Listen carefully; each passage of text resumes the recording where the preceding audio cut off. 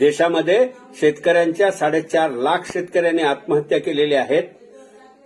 परंतु तुम्ही बघा, जे आत्महत्या करायचा ज्यांनी प्रयत्न केला पण ते सफल झाले नाही, त्या लोकांची नोंद कुठे आहे?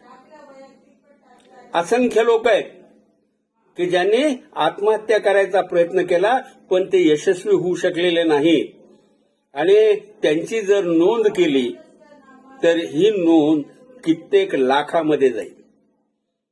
ही परिस्थिती आज आहे.